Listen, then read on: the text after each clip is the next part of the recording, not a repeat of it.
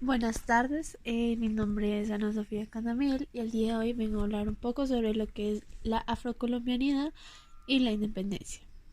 La Ley 70 de 1993 reconoce los derechos colectivos culturales de la población afrocolombiana.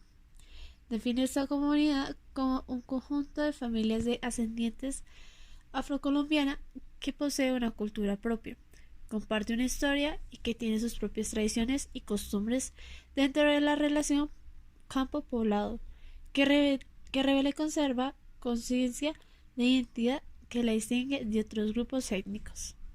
Pero, ¿y quiénes hacen parte de ella? ¿Qué características? ¿Dónde se ubican? ¿Cuáles son sus prácticas sociales y culturales? Estos son algunos datos que nos sirven para saber qué es la afrocolombianidad y entender un poco más sobre su importancia. La Constitución Política de 1991 reconoce a las comunidades afro como un pueblo que hace parte de la diversidad étnica y cultural del país con derechos colectivos. Según la sentencia T-422 de 1996, una comunidad negra existe independientemente de su base territorial, urbana o rural determinada. En Colombia se ha hecho reconocimiento legal de los derechos culturales a través de las diversas leyes. La Ley 70 de 1993 o la Ley de Comunidades Negras, la Ley 725 del 2001 o del Día Nacional de la Afrocolombianidad. La Ley 1482 del 2011, la cual se modifica el Código Penal y se garantiza la protección de los derechos de una persona, grupo de personas o comunidad o pueblo, que son vulnerables a través de los actos de racismo o discriminación. Un ejemplo de esta gran comunidad podría ser la mujer Catherine Ibargüen, que nació en el apartado de Antioquia en 1984. Ella ha ganado 59 medallas entre Juegos Nacionales y competencias internacionales de salto de longitud, salto de altura y triple salto. 26 de ellas son por el cual ocupa el primer puesto, de oro olímpico en el 2006 en la modalidad de triple salto y atleta femenina del 2008. Otro representante es Luis Hermes Ruiz, que es un político de origen liberal de Ecuador y analista político y catedrático. Nació en Tumaco, pero vive en Cali desde 1965. Es un docente en varias universidades y amplía su experiencia en los sectores públicos, privados que han ejercido la política como una grande de sus pasiones. Gracias.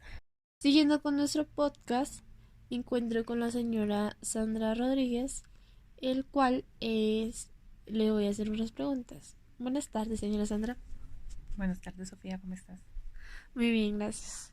Bueno, para empezar las preguntas es, ¿qué piensa usted que es la afrocolombianidad?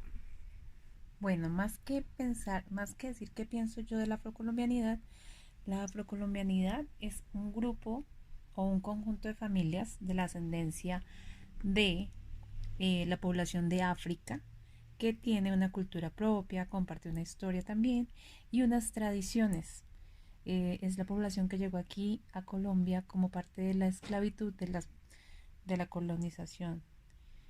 Y está compuesta pues obviamente por hombres y mujeres con una marcada ascendencia lingüística, étnica y cultural del el continente africano. Los afrocolombianos y afrocolombianas tienen un asentamiento muy marcado en nuestro territorio, que es en la costa atlántica, en la costa pacífica.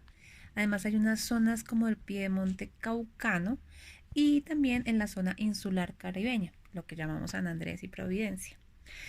Además, existen las comunidades palenqueras, que son los descendientes de los cimarrones que huyeron y constituyeron los palenques con residencias anticoloniales, las fortificaron, las aislaron y allí fue como se consolidaron como esclavos libres. Existen también los raizales, que son los descendientes del mestizaje entre los indígenas españoles, franceses, ingleses, etcétera, y los raizales, se encuentran más acentuados en las islas caribeñas de San Andrés, Santa Catalina y Providencia. Para los afrocolombianos y para las afrocolombianas es muy importante los recursos de la naturaleza.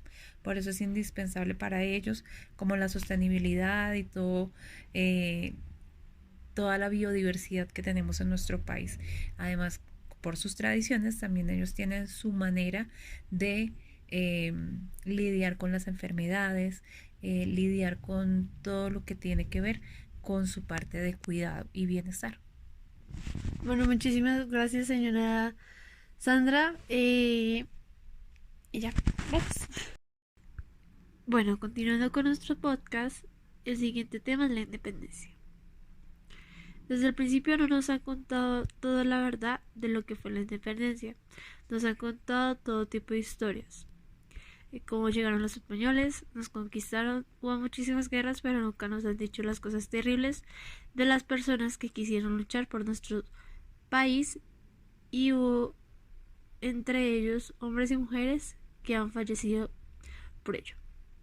Una de estas grandes mujeres fue Policarpa Salabarrieta.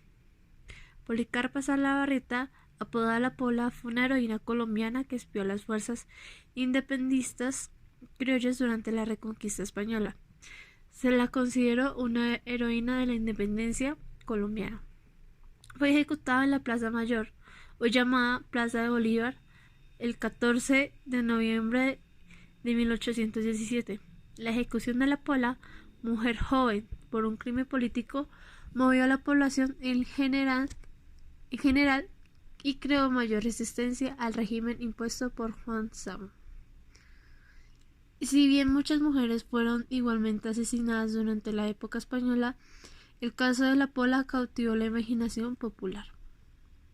Desde ese momento, después de las personas que vieron a La Pola, la gente empezó a alzar la voz y a quererse independizar.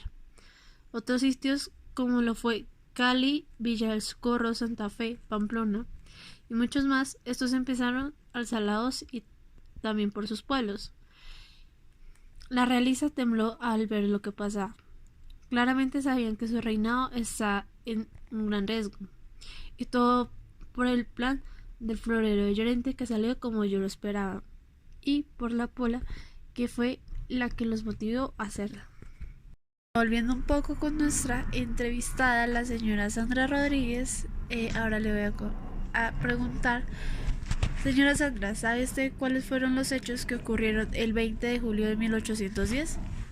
Claro que sí, Sofía, fue el acto que ya dio pie a generar una revuelta más segura y donde se estaba ya con la aceptación de muchos granadinos para realizar la independencia de nuestro país.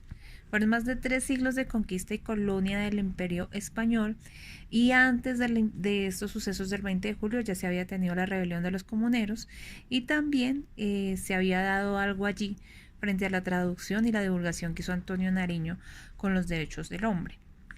Luego de esto se preparó, se planeó todo un acto simbólico alrededor del préstamo de un florero, lo que llevó al levantamiento del pueblo de Santa Fe y lo que propició la campaña libertadora. En ese momento los criollos estaban buscando la independencia de la corona española, y el 20 de julio de 1810 exactamente planearon inducir una revuelta popular en lo que los pobladores elevaban y decían sus descontentos ante el mandato español.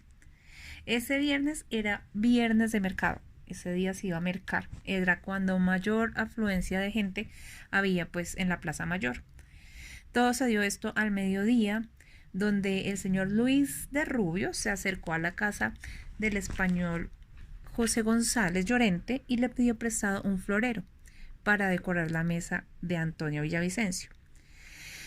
Frente a la negativa que permitió la intervención de Francisco José de Caldas y de Antonio Morales, entonces alertaron al pueblo de lo que había sucedido sobre un chapetón que no había prestado ese florero para hacer pues como todo el acto protocolario o lo que estaban buscando. Sin embargo, como te estoy contando, esto fue pues planeado para que todo se diera de esta manera. Entonces, cuando Llorente negó lo acontecido, no hubo mayor ofensa, el pueblo que concurría pues la plaza arremetió contra el virreinato, provocando una revolución que se desembocó inminentemente en la firma del Acta de Independencia de Santa Fe y que se dirigió a la Junta del Gobierno. Muchísimas gracias, señora Sandra. Bueno, con esta entrevista cerramos el podcast Un viaje por la historia. Espero les haya gustado y pues hayan aprendido cosas nuevas. Muchas gracias.